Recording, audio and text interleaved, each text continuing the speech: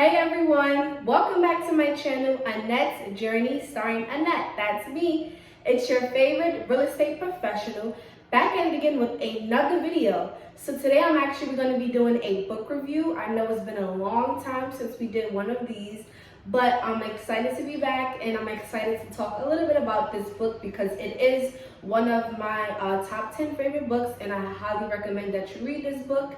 Okay, but before we get into the video, don't forget to like, comment, and subscribe to my YouTube channel. I would very much appreciate it. Also, don't forget to hit that notification bell because you don't want to miss it. I'll be posting every Wednesdays and Saturdays. Also, make sure you check the description box to follow all of my links. I do have another YouTube channel which I do gaming on, as well as I stream on Twitch every weekend, so make sure you check that out as well, okay? Now let's get into the video. So the main idea / summary of this book is finding something important and meaningful in your life is the most productive use of your time and energy.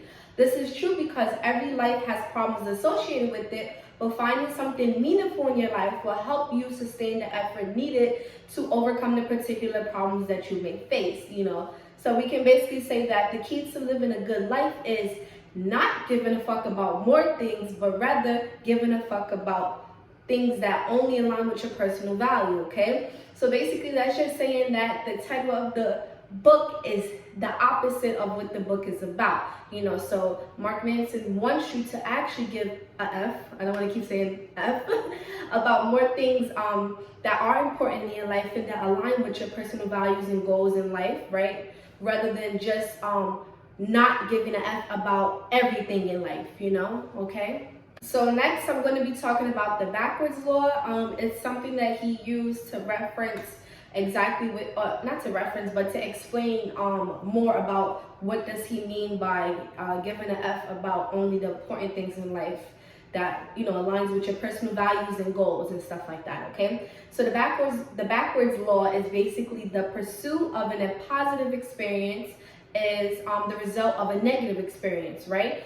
But the acceptance of a negative experience is itself a positive experience, right? So it's basically saying that, you hear that saying, you must go through the dark to find the light, right? Well, with this example, it's basically saying if you accept the negativity, right? Or like the negative things in your life, then that itself will eventually help you to better your life and to have a more positive outlook or experience in life, right? Because we're not just born with the positive life. We're not just born with no problems at all. That's the whole purpose of life, experience. And if you accept any negativity or negative things that you are going through in your life right now, then the outcome or result of that will definitely end in a positive experience, right? You have to go through the negative or negativity to reach the positive or positivity of something, right? You have to learn how to be a problem solver and solve your problems, whether good or bad, in order to gain that positive experience of, I guess you could say, like fulfillment of you feeling good about solving problems.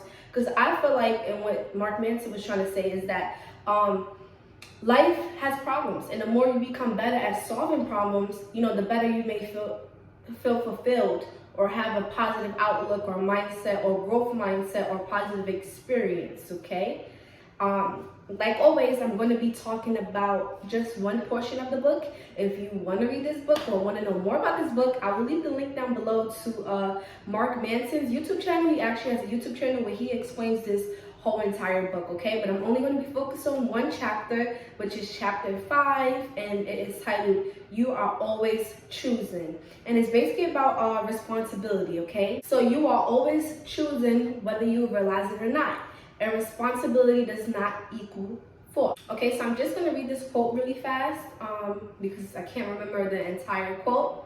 So when we feel as though we are choosing our struggles or choosing what problems we have in our life, they may seem much more acceptable and easier for us to deal with. But when we feel as though our problems or struggles are thrust upon us without our control, that's when we suffer and feel powerless, right? So I stand by this quote because I do agree with it. I do feel like when we go through problems that we that we have no control over, right? Like, things that are either happening to the world, if we're maybe born with a disability, or if we end up, I'm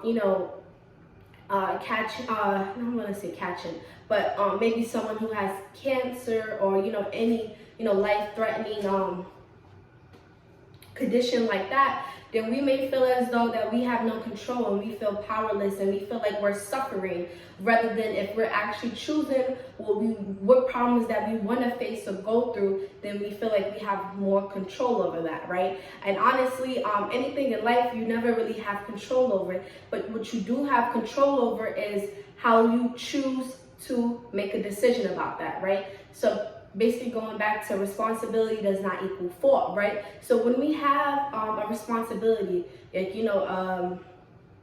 a decision that we have to make that might have consequences to it, right? Or if we're born with, like I said, a condition, or we end up having to go through a medical struggle, then we feel as though that we're powerless, because we may not have a cure for it, right? Or that's something that we have to live with ourselves, for the rest of our lives. But when we choose to have a positive outlook about it, then that is when we're actually feeling as though we have power over it, right?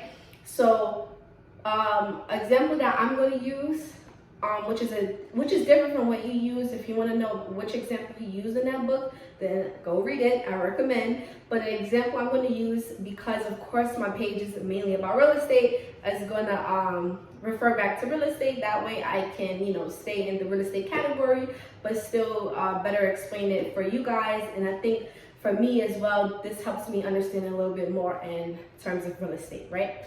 So as an agent, we have a responsibility of, helping our clients or potential clients to buy or sell or invest into, right? And we also have a responsibility and duty to inform them of the market, inform them of what we may think is good or bad for our clients or potential clients, right? And to just give an update on everything that is going on, right? But what we don't have control over, or what is not our fault, is what is the market going through right now. Like, for example, there's a lot of talk about recession. Okay, I'm back. I'm sorry, my phone died.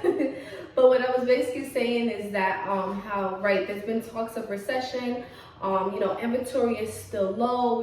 Prices are high, mortgage rates is high, inflation is high, and things like that, right? So we don't have control over what the market is going to do, right? The market will go up or down.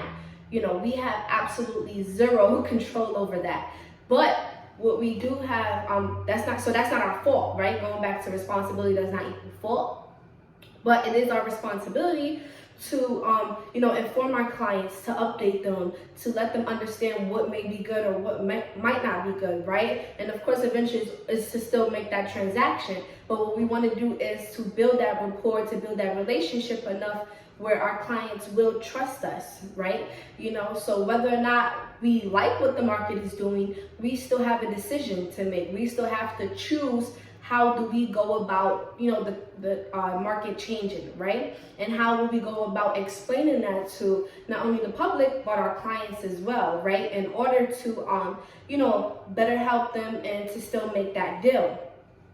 Okay, so I hope that basically help you understand a little bit about what he means by responsibility does not equal fault.